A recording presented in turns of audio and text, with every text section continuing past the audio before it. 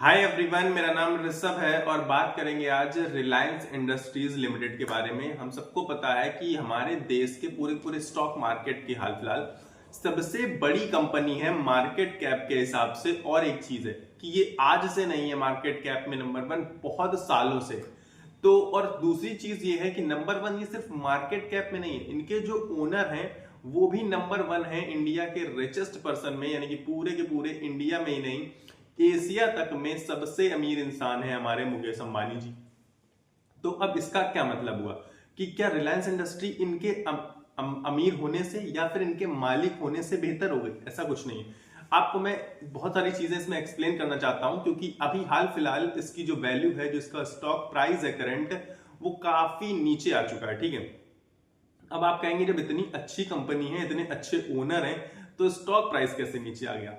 तो share market का trend मैं आप सबसे पूछना चाहूंगा कि क्या चल रहा है। तो ट्रेंड आज तो खैर मार्केट ने बाउंस बैक दिखाया अभी एक बीच में, लेकिन इसके पहले मार्केट ने बहुत ऊपर से, अगर आप देखेंगे तो लगभग 10-12% का करेक्शन दिखा चुकी है मार्केट ऑलरेडी। दूसरी चीज, इसमें बोनस इशू हुआ था अभी हाल फिलहाल। तो बोनस के बाद आप सबको पता है कि नंबर ऑफ शेयर्स इंक्रीज कर जाते हैं, और बोनस क्या था 1:1 का, यानी कि आपके पास एक शेयर होगा तो वो 2 हो जाएंगे, 100 होंगे तो 200 हो जाएंगे। अब इसके बाद नॉर्मल सी चीज है, जो बहुत टाइम से शेयर होल्डर्स होल्ड करके रखे होते हैं और उन्हें कुछ पैसे की जरूरत होती है, लेकिन वो रिलायंस का शेयर बेचना भी नहीं चाहते।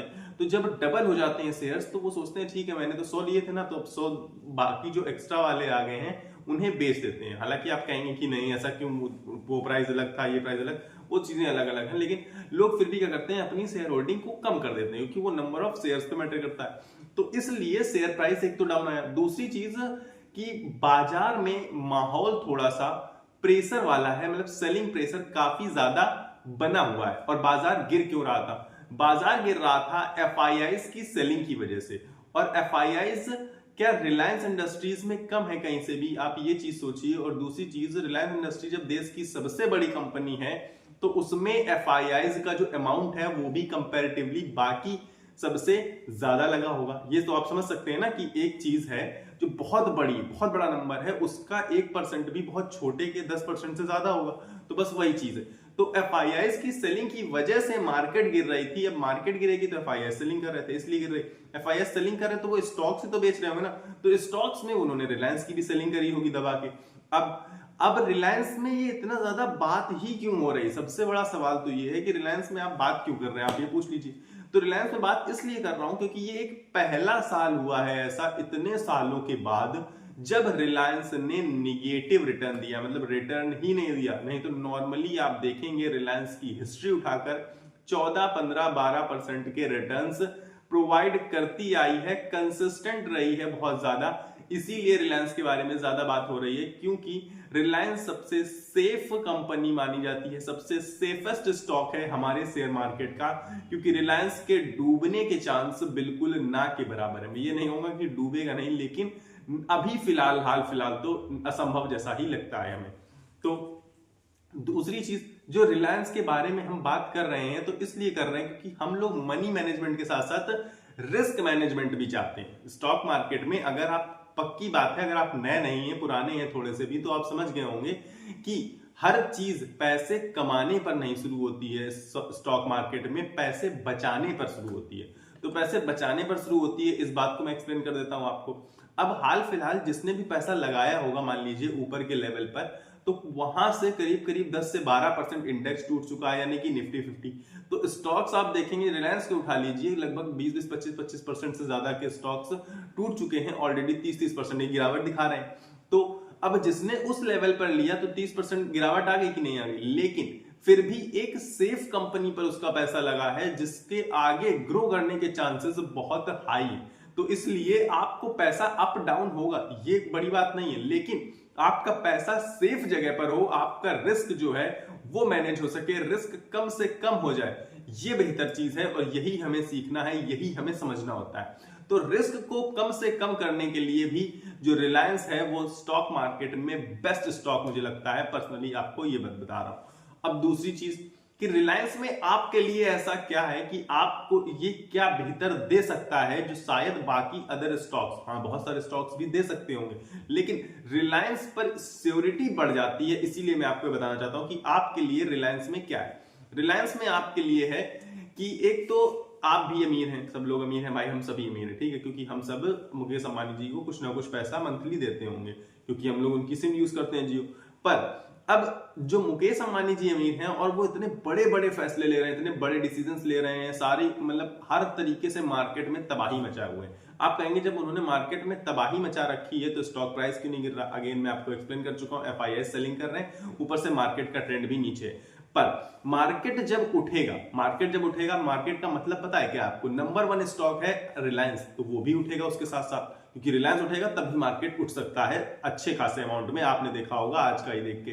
तो रिलायंस उठेगा जब मार्केट उठेगी, और एट द एंड मतलब आप जब देखेंगे बहुत लॉन्ग पीरियड में तो मार्केट हमेशा ऊपर उठता रहा है, तो रिलायंस भी ऊपर उठेगा, ये तो फिक्स हो गया। चलो रिलायंस ऊपर उठेगा, इसमें तो कोई शंका नहीं बची।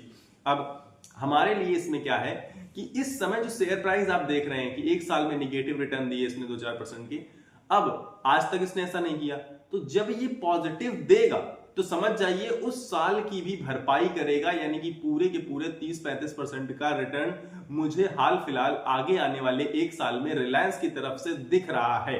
पर आप कहेंगे कि मार्केट तो वोलेटाइल है, मार्केट तो अनएक्सपेक्टेड है, ऊपर नीचे हो सकता है, हाँ, लेकिन अगर मार्केट में सब कुछ अच्छा रहा तो मतलब अगर मार्केट ऊपर उठता है तो रिलायंस आपको उन सारे स्टॉक्स में से, बड़े जो हैवी स्टॉक्स हैं उनमें से सबसे बेहतर रिटर्न देने की दम रखता है इस समय, क्योंकि करंटली रिलायंस काफी नीचे खड़ा है, 2400 के लेवल पर आके खड़ा हुआ है, मतलब फिलहाल 1200 मान लीजिए, क्योंकि बोनस अनाउंस होने के बाद।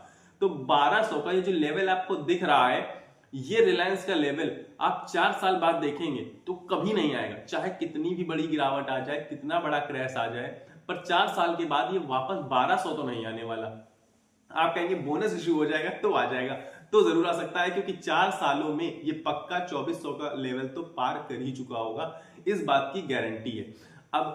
अब आप कहेंगे कि ये तो मतलब अच्छी बात है कि 4 साल में डबल कर देगा, मतलब बेहतर रिटर्न्स देने की दम रखने वाला है आगे आने वाले समय में। अब आप कहेंगे कि ये क्यों है, क्यों दूसरे स्टॉक क्यों नहीं देंगे अच्छा रिटर्न, या फिर दूसरे स्टॉक 4 साल में डबल क्यों नहीं करेंगे? डबल करने के लिए एक साल में भी बहुत सारे स्टॉक्स डबल हो जाते हैं, पर सेफ्टी, वही बताया ना आपको, रिस्क मैनेजमेंट रिलायंस से बेहतर आपको कहीं नहीं मिलेगा। तो अब आपको रिलायंस सजेस्ट करने का रीजन क्या था? रिलायंस एक तो हर क्षेत्र में अपना काम आगे बढ़ाता जा रहा है, ये हम सबको पता है, ठीक है।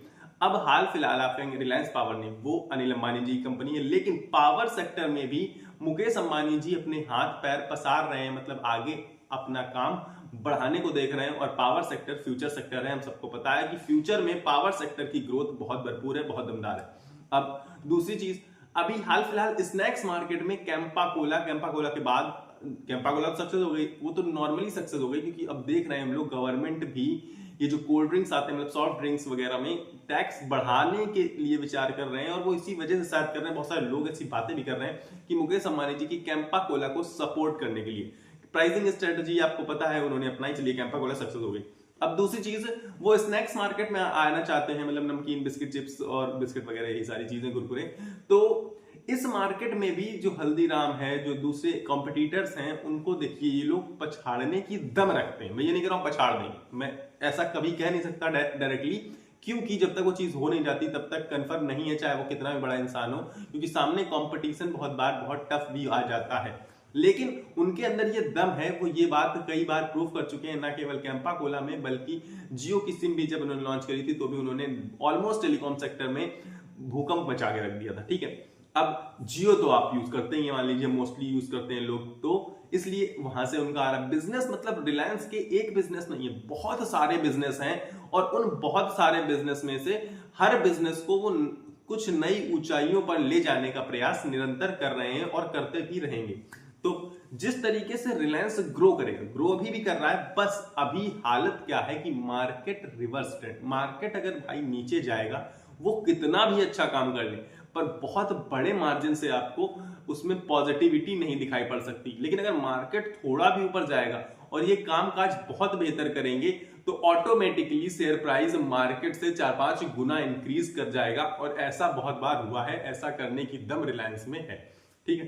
तो रिलायंस की बारे में ये सारी चीजें मैं आपको बताना चाहता था, क्योंकि बहुत सारे लोगों को कंफ्यूजन क्या है, वो बोल रहे हैं कि कहां तक जाएगा, कितना नीचे जाएगा, क्या 1000 का लेवल आ जाएगा, ऐसी चीजें। लेकिन अभी तक एक चीज अच्छी मुझे ये लगी, किसी ने ये नहीं कहा कि अब रिलायंस का शेयर बेकार हो चुका है, बर्बाद हो चुका, अब ये कभी आगे नहीं बढ़ेगा। क्योंकि हर इंसान को पता है कि रिलायंस का शेयर हमेशा आगे बढ़ता रहा है। अपनी हिस्ट्री मतलब रिलायंस की हिस्ट्री आप उठा के देख लीजिएगा, आपको समझ में आ जाएगा कि विप्रो का नाम आपने बहुत सुना होगा कि विप्रो उनमें इतने लगा देते तो इतने करोड़ हो जाते। आज वही सेम रिलायंस का भी हाल है। रिलायंस ने भी बहुत ताबड़तोड़ जोरदार रिटर्न्स दिए हैं, आप जाके चेक कर सकते हैं। आप 1200 रेट पर मत जाइएगा, जो पुराने लोग हैं उन्हें पता है कि ये 1200 बहुत बड़ा अमाउंट है, क्योंकि बहुत बार बोनस इश्यू हो चुका है वगैरह वगैरह। तो यही चीज है, क्योंकि आप विप्रो उठा के देखेंगे तो वो भी 300 के आसपास ट्रेड कर रहा है, तो वो बोनस वगैरह होता है, वो सारी चीजें अलग है फिलहाल। लेकिन रिलायंस में आगे भी आपको बहुत बेहतर रिटर्न्स देने की दम है, यानी कि आपका पैसा डबल ट्रिपल क्या कई गुना करने की दम है। बस आपको देना क्या है, अब मैं आपसे साफ साफ शब्दों में आते हैं, साफ बातें करते हैं कि आपको सही समय पर, क्योंकि मेरे हिसाब से बिल्कुल सही समय चल रहा है, हालांकि थोड़ी बहुत गिरावट और आ भी जाए तो कोई बड़ी बात नहीं है, लेकिन बेहतर समय है। और सही समय पर अगर आपने इस स्टॉक को पकड़ लिया तो इन फ्यूचर बहुत बेहतर रिटर्न्स मिलेंगे। लेकिन इन्वेस्टमेंट आप भले थोड़ी करिए, मैं ये नहीं कह रहा हूं कि इन्वेस्टमेंट आप लाखों करोड़ों लेकर आइए इन्वेस्टमेंट करने के लिए। इन्वेस्टमेंट भले आपके पास कम होनी चाहिए, आपके पास जो ज्यादा चीज होनी चाहिए वो दो चीजें ज्यादा होनी चाहिए। एक, आपके दिल में धैर्य मतलब पेशेंस आपको ज्यादा होना चाहिए, और दूसरी चीज है वेट कर पाए। अगर आपके पास टाइम है तो आप शेयर मार्केट में थोड़े से भी पैसे से बहुत बेहतर पैसा बना सकते हैं। और ऐसे ही स्टॉक्स में आपके लिए लेके आता हूं कि आप बड़े टाइम में बड़ा ही पैसा बना पाए, चाहे आपकी इन्वेस्टमेंट कम हो। क्योंकि मैं इसमें इन्वेस्टमेंट की बात नहीं करता हूं, क्योंकि किसी के पास 1000 होते हैं, किसी के पास 10,000 होते हैं, किसी के पास 50,000 तो किसी के पास 50 लाख भी होते हैं। अलग अलग इंसान के पास अलग अलग इन्वेस्टमेंट हो सकती है। लेकिन मैं आपको बताऊं कि जिसके पास टाइम और पेशेंस है वो बड़े अमाउंट वाले से भी ज्यादा पैसा कमा जाता है, कभी कभी उससे कम अमाउंट में। बस वही चीज है, टाइम और वेट, पेशेंस, यही सारी चीजें जो शेयर मार्केट में हमें रखनी चाहिए। क्योंकि शेयर मार्केट वॉलेटाइल है, आप इसे जुआ समझ के नहीं आ सकते कि आज डालेंगे कल निकाल लेंगे डबल करके, ऐसा नहीं हो सकता। होने को हो जाता है, कभी कभी आईपीओ वगैरह भी आते हैं, इसमें ट्रेडिंग होती है, लेकिन वो रिस्की है, रिस्की बहुत ज्यादा है। आईपीओ रिस्की नहीं है हालांकि, लेकिन आईपीओ में अलॉटमेंट के चांसेस कम हो जाते हैं। पर जो रिस्क है हमें वहां नहीं घुसना है, हमें सेफ जोन में रहना है, इन्वेस्टमेंट के पर्पज से आना है। और इन्वेस्टमेंट जब हम करेंगे तो फ्यूचर में अमीर आदमी बन के रहेंगे, चाहे हमारी इन्वेस्टमेंट कम ही क्यों ना हो। इसीलिए मैंने आज बात करी है रिलायंस इंडस्ट्रीज की, क्योंकि रिलायंस इंडस्ट्री की जो फंडामेंटल्स हैं वो भी बहुत स्ट्रॉन्ग फंडामेंटल्स हैं। दूसरी चीज अपने पीई के आसपास है, पीई से सस्ता आसपास दिखता है कि ठीक है, जितना रेंज है बढ़िया लग रहा है, कि महंगा नहीं है। और बहुत सारी आप कंपनियां देखेंगे जो अपनी पीई से 10-10, 20-20 गुना महंगी मिल रही हैं और उनको लोग खरीदारी कर रहे हैं। तो इन फ्यूचर आप देखेंगे 1-2 साल में कि ये भी बहुत बेहतर आगे रिटर्न आपको देने की दम रखता है। फंडामेंटल अच्छे हैं, मैनेजमेंट अच्छा है, कंपनी के ओनर्स अच्छे हैं, ठीक है, पूरे के पूरे मान लीजिए इंडिया पर राज है। एक तरीके से अगर इनडायरेक्टली बोला जाए तो ये सच है कि एक तरीके से जो भी वो चाहेंगे, जो डिसीजन चाहेंगे, जो करना चाहेंगे वो कर लेंगे हमारे देश में, क्योंकि उनका हर तरीके से पावर है, हर तरीके से सपोर्ट है। और क्यों ना सपोर्ट हो, जब वो हमारे देश में इतना ज्यादा ग्रो कर रहे हैं, इतना विकास कर रहे हैं, तो उससे सिर्फ उनका विकास नहीं, हमारे देश का भी विकास हो रहा है। तो इसलिए हर तरीके से उनको सपोर्ट किया जाता है, और वो सपोर्ट उनका डिजर्विंग सपोर्ट है। तो मेरे हिसाब से जब उन्हें सपोर्ट मिलेगा तब वो कितनी बेहतर ग्रोथ दिखाएंगे, आप ये सोचिए। तो रिलायंस इंडस्ट्री में आप अगर ना भी इन्वेस्टमेंट करिए तो आप इसको सिर्फ वॉच लिस्ट में एक बार ऐड करके देखिए, 2-4 सालों के लिए आपको महसूस हो जाएगा कि रिलायंस इंडस्ट्रीज कितना बेहतर स्टॉक था। आप तब था बोल पाएंगे, क्योंकि 4 साल बाद ये कम से कम डबल तो हो ही चुका होगा। इस बात की मेरी तरफ से गारंटी है। अगर ना हो तो मैं आपको यहीं मिलूंगा इसी चैनल पे, स्टॉक मार्केट एजुकेशन में। आप मुझे कमेंट में भर भर के गालियां दे सकते हैं। फिलहाल इस वीडियो मेरे पास इतना ही है, मिलेंगे अगले वीडियो में। तब तक के लिए अगर आपको वीडियो पसंद आया तो वीडियो को लाइक कर दीजिए, चैनल को सब्सक्राइब करके मेरे साथ जुड़ जाइए तुरंत मोटिवेशन के लिए, मेरे सपोर्ट के लिए। और वीडियो पसंद आया इसके लिए या फिर कोई और अगला वीडियो बनाऊंगा वो पसंद आ जाएगा तो सब्सक्राइब का बटन दबाना बिल्कुल ना भूला करिए। तो अगले वीडियो मिलेंगे, तब तक के लिए आपको अपनी सेहत का ख्याल रखना है। स्वस्थ रहिए, मस्त रहिए। नमस्कार, धन्यवाद।